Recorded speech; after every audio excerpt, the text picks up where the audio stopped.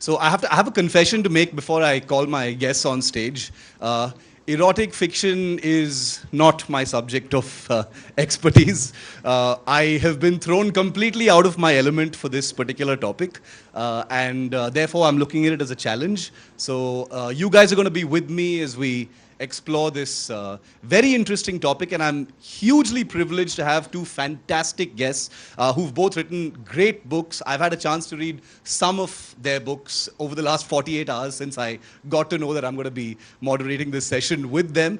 So I'm going to read out the very precise introductions that I've written for both of these wonderful people. I want to call on stage first Dr. Amrita Narayanan.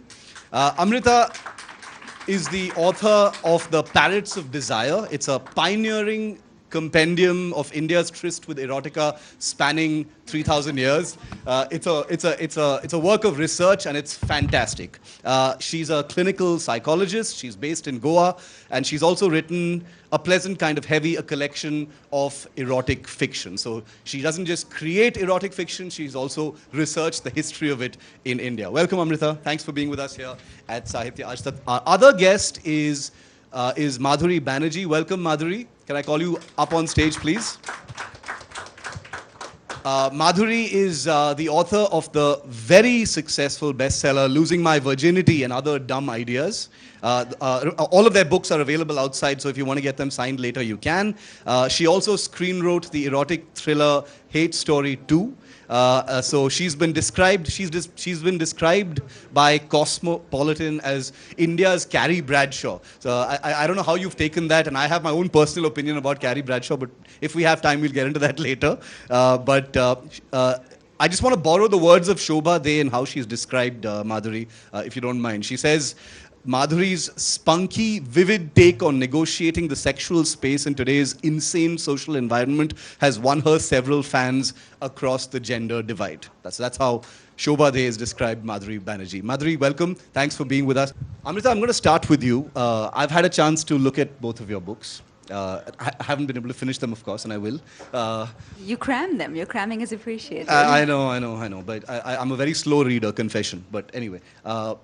First of all, congratulations. I think The Parrots of Desire was truly a pioneering work. Nobody had ever actually attempted something like that before. The truth is, when we think of erotic literature in India, I would hazard that almost everyone thinks of the Kama Sutra first. I've seen some of your interviews where you talk about the Kama Sutra as well.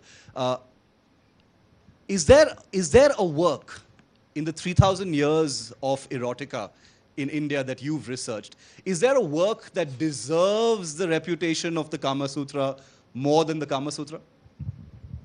That's a good question. Mm-hmm. Wow. So congratulations first on the very good question. I think there are several lesser known works that deserve more recognition, if that's what you're asking. Yeah. And primarily I would say the Amarusataka, which is written in Kashmiri Sanskrit, and the Gata Saptasai, which is written in Maharashtrian Prakrit, and the Tamil Sangam literature. I think what these provide that the Kama Sutra doesn't provide are arrested moments, arrested erotic moments, and which convey also the feelings of the people involved in the erotic play, which I think the Kama Sutra misses a bit. The Kama Sutra is a bit more instructional, and it's great on advice. It covers pretty much everything. But the emotions part, I think it doesn't convey much of it. It's not really a fun thing to read. Whereas the Gata Saptasai, the Amarusataka, and the Tamil Sangam, they just deliver the feeling of being in bed with someone, or of longing for someone, or of seducing someone. They give the feeling of it. So I think they deserve more recognition. Okay, so there are books, there are works other than the Kama Sutra that deserve that reputation. I'm going to take that from your answer. Madhuri, you've written fiction that has erotica in it. You've screenwritten, an erotic thriller as well. Where would you say you decided, was there a point at which you decided that you wanted to write and focus on erotica? No, actually, I talk about relationships. So all my books are primarily about relationships. My first book was about a woman who was a virgin and decided that the only way to get accepted in life and the only way that she was going to do something or become something was by losing her virginity. And I think it was more about acceptance and the social structure. So that sexuality and virginity, we don't talk about it in our country. And when Losing My Virginity came out, it was in 2010, and we never spoke about it. And there were a lot of authors that have come after that to talk about sexuality. But when that happened, I just wanted to create a dialogue between people and families to talk about, it's perfectly fine, And so my uncle actually told his daughter, saying that, you know what, once you get sex out of the way, then you know whether the man is right for you or not. So it's never about sexuality or writing about erotica. It's about understanding relationships. That was what I was talking about. So in all my books, whether it's about married women or single women or even the men, the husbands, the single men, what are they choosing as a relationship for their life? And all relationships are anchored in sexuality at some level. So that's one of our primal needs, right? So I would bring that out and how that would make the person feel fulfilled. Okay. So it was never a point of when I decided about erotica. Okay, yeah. Very interesting. Amrita, which brings me very nicely to my next question, because you were once asked about why you wrote about erotic stories and researched erotica, and you were asked a question specifically about about the Parrots of Desire, and your answer was very interesting, and I want to know a little bit more. You said the modern reader is in need of companionship on their erotic journey. So the modern Indian reader is in need of companionship on the erotic journey, which is amazing, because that means the modern reader doesn't know very much, is probably a victim of conservatism. Could you tell me a little bit more about that? Yeah. A book as a companion is a fantastic idea. That's right. Yeah, I think that's the best thing about the Kama Sutra and all these erotic texts, is that they can be companions. Because I think desire is something that we're very alone in. The sexual act and even the act of experience of falling in love is so private. Now, conservatism, as you rightly pointed out, it provides a feeling that there's something against us. And I feel like books can be an experience of having something for you, something in your favor, and other people and companions in the journey. I think that the experience of being a sexual person in a culture that at least outwardly espouses a discourse of conservatism makes one a bit trepidatious, a bit uncertain about one's sexual feelings. And if you get the feeling that others are doing it too, and this is what they experienced, I think that can open you up to your own feelings. So my idea in writing an erotica novel, short stories, was in providing an area of resistance, an island of resistance to the primary discourse, which is a discourse of staying safe, staying conservative, relationship building, things that are important but miss the heart of desire. A question that I have for the both of you, because we have a young audience, and quite a few people. Very young audience. Yeah, very young audience. Like, are y'all reading erotica or just like, okay, never mind, we'll get to that Well, later. They certainly are going to be now. So the thing is, I asked a few people, when I was told that I was going to be moderating this session, I went up and asked random people in my newsroom how they defined erotica. And those definitions sort of confused me as well, okay? Because there's pornography, and I'm trying not to be ignorant here, but there's pornography, there's soft porn. You can't be ignorant about erotica. porn. I'll tell you why. I'm only talking about the definition. Yeah, I'm not ignorant about porn, definitely. But my question is, what would you say is the biggest misconception about erotica? Through your writing, through your research, I'm sure you've had a chance to hear from readers. Are there any big misconceptions about erotica in the Indian context? I think the main thing is that erotica and pornography are put into one basket category. Exactly. And the distinction is quite clear. One of the distinctions is that erotica has a subjectivity to it. You care about the participants, you have a sense of their stories, and you have a sense of their longings. Whereas pornography is, it's delivering an objective to the person who's watching it. Pornography is very much, I think, designed to keep you in your shell. I think a good erotica draws you out, as any good novel would, draws you out of your shell, gives you a sense of empathy and connection to the other people and to their sexual experiences. Well, pornography short-circuits you towards orgasm.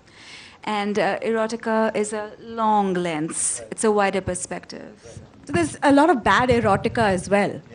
So there are a lot of people who think that they are great erotic writers, and I don't claim to be a good erotic writer at all. I just kind of go with the flow and explain a little bit of the experience emotionally around the thing, rather than just be very hardcore. So, as they say, it's all in the lighting. Whether it's between, Is a bad erotic writer someone who's sort of moving closer to pornography or pornographic writing? Less about the feeling and the sense? Well, good and bad are obviously very subjective categories, and your bad erotica could be my good erotica and vice versa. So I won't say that it's necessarily moving into pornographic categories. It's all a question of taste, isn't it? And when I first wrote A Pleasant Kind of Heavy, my idea was just to put one form of erotica out there. And there's got to be many forms, because there are many forms of people. I've been approached by people and said that, your book of erotic short stories is very conservative. Everyone asks consent of the other person. No one is, sort of delivering a sexual experience to someone else against their wishes. And this particular reader wanted to see that. So that is their version of what is sexy. And everything begins from lust. There's, and I just feel that all the love and all the companionship, the relationships, emotions, all of that, we describe later, that comes from there.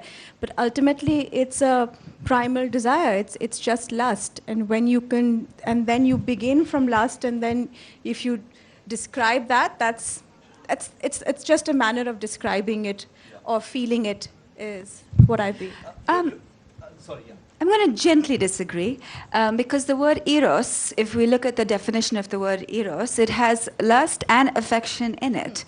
Sigmund Freud, who I'm a big fan of, said that eros was like a river, and the river has two currents, the affectionate current and the desire current. Yes. So if we have a stronger lust current, we have something closer to pornography. If we have the presence of the affectionate current and the relational side of things, then we have something closer to erotica. So.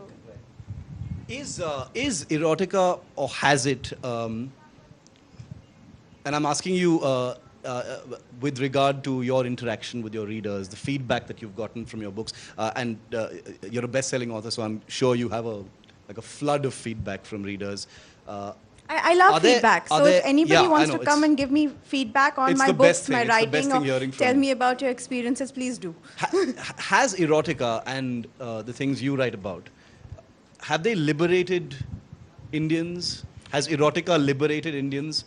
I hope that's not a very broad question, but because the reason I ask is because of India's reputation as a repressed public, where sexuality and talking about sexual stuff is generally taboo. That's why. I think over time, people have become, the internet has opened up so much for us in any case. Now the OTT platforms are available for everybody to watch, and they're uncensored. So I don't feel it's just my books or publishing in general that has opened up the minds of people. But if you're choosing to be conservative, you'll always be conservative. If you're going to be traditional, I don't want to use the word traditional because that's beautiful, but conservative, and think in a particular way and have labels and boxes for yourself, you will always be that, no matter what you see, what you read, and whatever's given to you. But if you're choosing something and you say that, this is the information, and I maybe can look at it in a different way, then yes, there is information out there that will allow you to uplift yourself, to evolve yourself, or grow in every manner, whether it is spiritual, physical, mental, as well as in an erotic manner. Right. Yeah.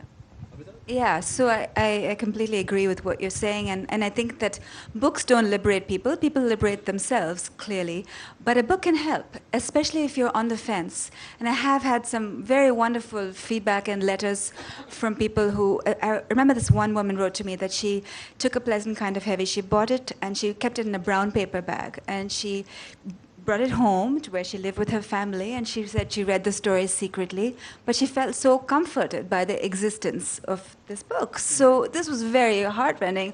Obviously, one doesn't get the feedback all the time, but I think having the more erotica books we have there and open channels like the one you mentioned allows people who do want to liberate themselves that companionship, that possibility, I'm not the only one, that there are others out there. And so is it so shameful if there's so much out there with people involving themselves in erotica? Perhaps it's not quite so shameful. Absolutely. Which is very much linked to my next question, because there was an interview where you were asked again about the force behind your book and many of the reasons why you wrote it. And The Parrots of Desire is a work of research. You edited the book, and it spans 3,000 years of erotica in India, where you said the book also sprang from the need to respond to those who ask what erotica is like in the Indian context, especially since the traditional view from the outside is of conservatism and the regard of anything erotic as taboo in India. So it's also because there is a perception on the outside of India not really having a legacy of erotica. Yeah. I more and more I started to think that there are certain time periods in Indian history, including the post-independence period, where India tried to promote themselves in a certain way. And I think India has tried to promote themselves as a land of yoga, but not necessarily as the land of the Kama Sutra. So in this form of nationhood and self-promotion, there's an idea of India that has emerged in which where erotica, but especially women's erotica, has been certainly on the back foot. So I wanted to, and also when I traveled around with A Pleasant Kind of Heavy, people would say to me, you have spoiled the Indian culture. And I said, well, what do you mean the Indian culture? There's no the Indian culture, but clearly there is also an idea of an Indian culture that we have wanted to promote, which is not particularly on the erotic side. And there's lots of reasons why that could be the case. I think there's not any one thing. But it was to have, as I said before, an island of resistance to that aren't there many Indias, and can't we think of ourselves in multiple ways, including as deeply erotic? Absolutely. Madhuri, speaking of liberation and this idea of conservatism, when it comes to erotica, and you've written a movie as well, does erotica, in your view, enforce stereotypes? Because when people think of erotica, they think, especially if someone hasn't read very much erotica in India, there's an image, and speaking in the context of Hate Story 2 as well, it enforces a certain image. Are there stereotypes that erotica enforces? Or does it break them? Movies, web series, and books are very different. And since I've been a part of Hotstar and Amazon, and currently at Viacom, like for motion pictures, I can say that every platform of writing has to be different for erotica. So it's not as if you can easily fit one into the other at some level, because an audience can read a book in their private space and be happy about reading it. You can be watching a web series with somebody, and you would be watching a film in the theater. So you have to be very careful of how you'd like to project erotica. As a writer for a book, you're free to write what you want and when you want, because that's up to the editor, publisher and you. But as a movie, which is another spectrum, you're thinking about an audience and whether it would be acceptable to the audience, whether the censor is going to allow this. So how much of it would be reasonable enough as well. And so it's all in the lighting. Do you enjoy writing for all of the formats equally, or do you find one more? Yes, because you're writing whatever that you are comfortable with, and you're writing, the stories that you are passionate about. So I love writing in all three mediums that I've done, and I'm glad that they've been received well. So, but I don't think of the audience when I'm writing it, or whether it's going to liberalize something, or it's going to change something, or it's a movement, liberate. So I write because the characters move me, because I've heard so many stories from young people and housewives and men, so that I just put their stories and their experiences into my work in whatever field. Amrita, do you want to add to that? Yeah, I think it's a beautiful question, question. actually. Does erotica enforce stereotypes? And I think that's a question that relates as much to the writer, to the producer of the erotica, as to the reader. Because when you're reading any piece of work, you're identifying with something. Now, you and I could read the same book, and you might identify with a different character altogether.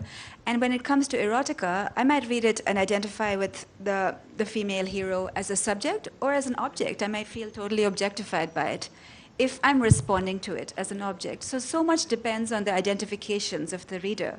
And that's them, The book may be super liberating, but they might still have an experience of oppression from it. Absolutely. The Sahitya AajTak is by the India Today group, as you know, which is a news organization primarily. Something that you said jumped out at me, and it was very, very interesting, where you said that when you were writing your book of fiction, erotic fiction, A Pleasant Kind of Heavy, and the book is available here. Both their books are available outside if you want to get them signed later. Is that you stopped watching the news and you stopped reading newspapers. And this was in the 2012-2013 time frame, I'm assuming. So that's just around the Nirbhaya gang rape time, when rape had become a big thing, a big spotlight in the news, as it were. So can you tell us about that? Because as a journalist, that's fascinating.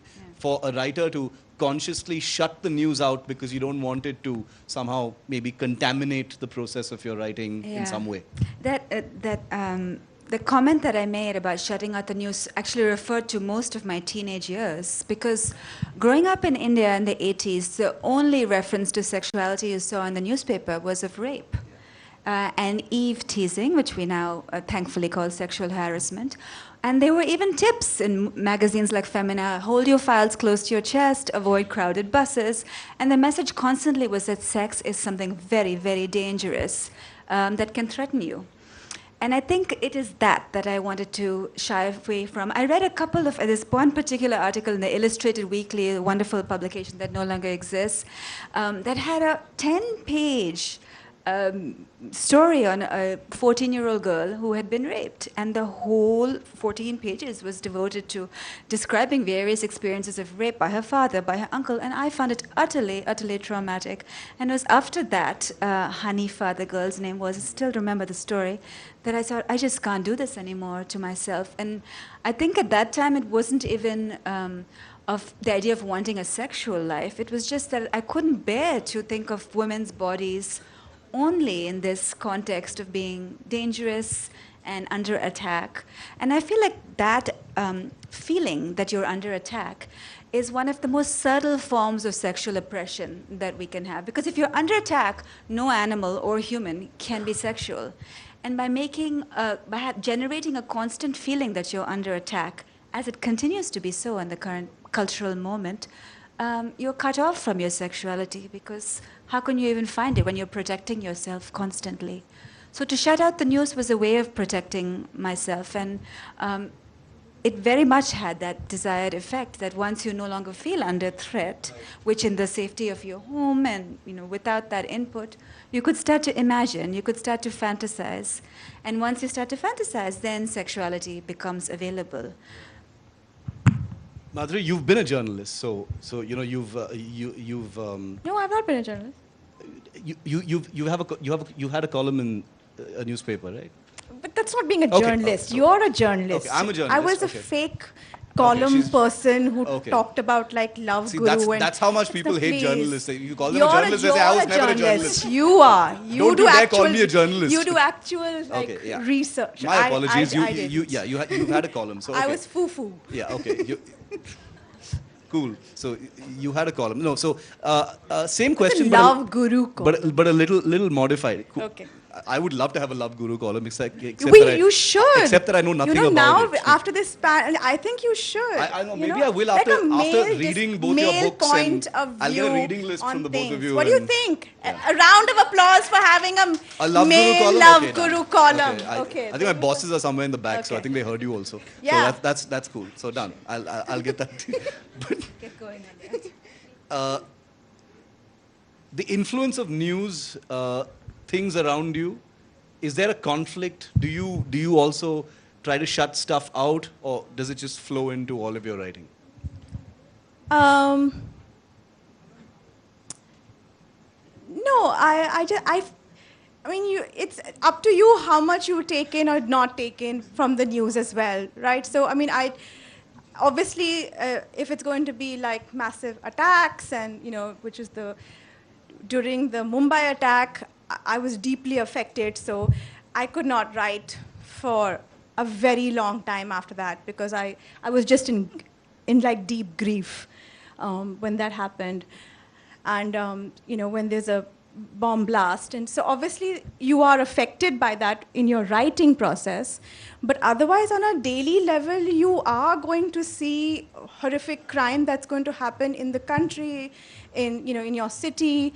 So you can't keep on shutting that out because then, you have no sense of awareness of what else is happening. And you don't know what could trigger your inspiration at some level. I'm not saying a horrific thing is going to trigger it, but any part of a newspaper doesn't only have horrific data. It also has other things. It has stories, it has news articles, it has, editorials.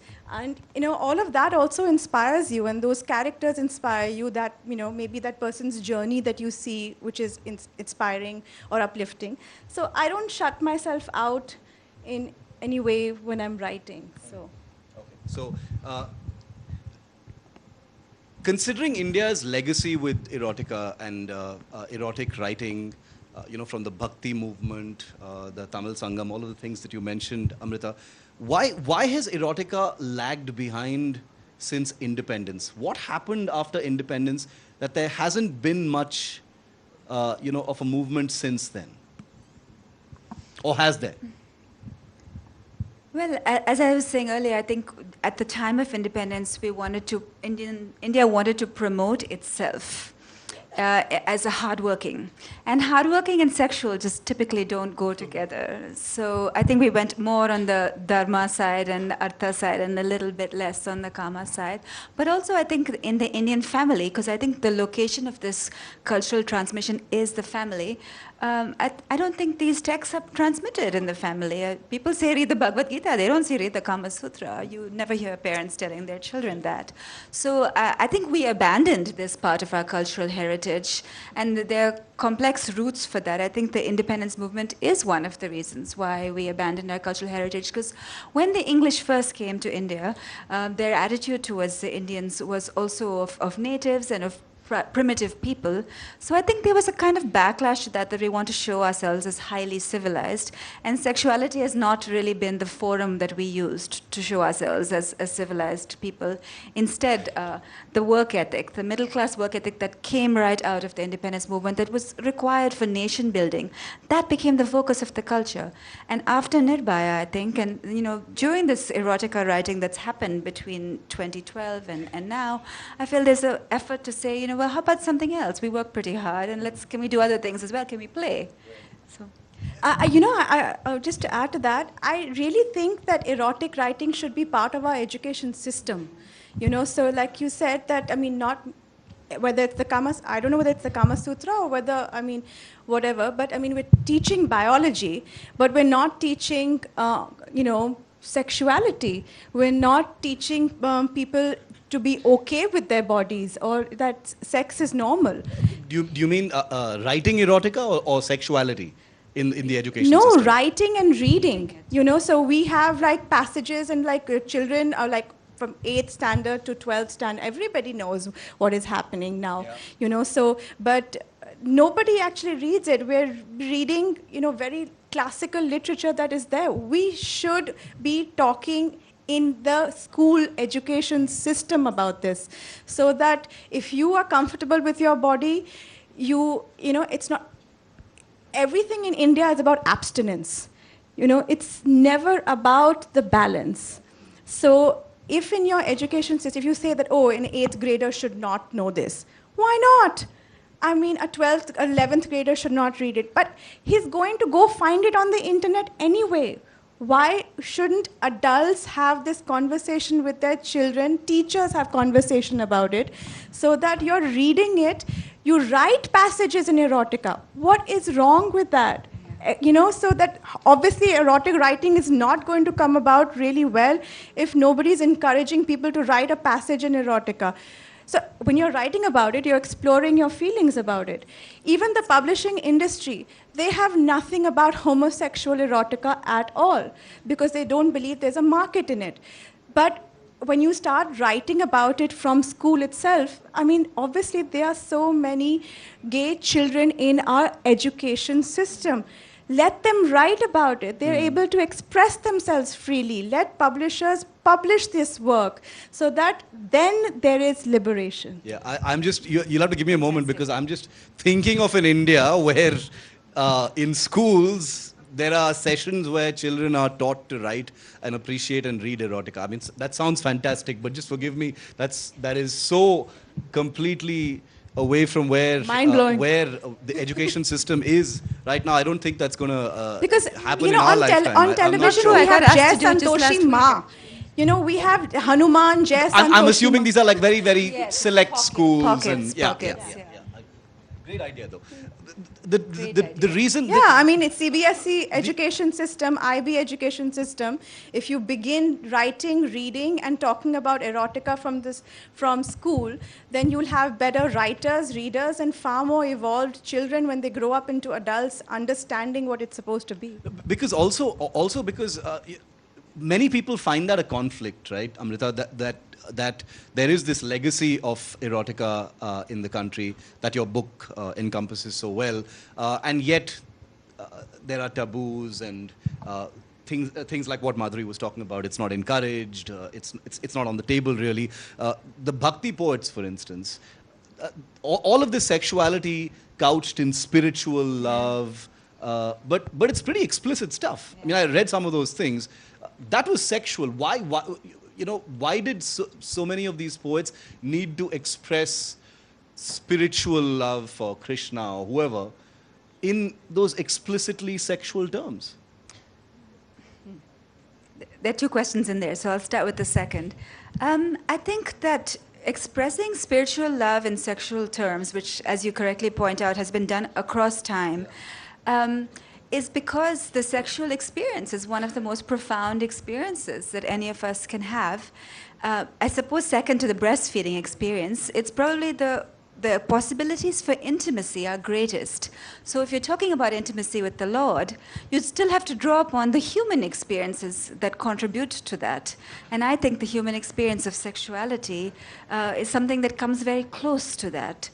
The other reason for it, I think, is that perhaps the poets experienced that. Perhaps Mirabai actually felt physically aroused, she says she does, when she thought about Krishna. So she felt physically aroused by it, so she wrote it that way. And it just goes to show also that the imagination, it can be so powerful when it comes to sexuality, that making love to well, an imaginary figure for most of us, can still be so felt in the body as a body experience. Yeah. But imaginary figures experiencing that is modern day fantasizing.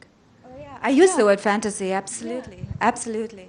And there's a very good argument, a secular argument, to say that that's what Meera was doing, right? That's what a secular person would read it as. She's having these fantasies of the perfect lover, not good but great. Well, I know for a fact that I'm going to be reading Some a lot people more think erotic Brad Pitt. fiction, but that brings us to a close to this session. Thank you very much to Madhuri and to Amrita for joining us on this, and I will try and take you up on that Love Guru column. I'll keep you Yes. updated on that. Thank you so much. Thank you.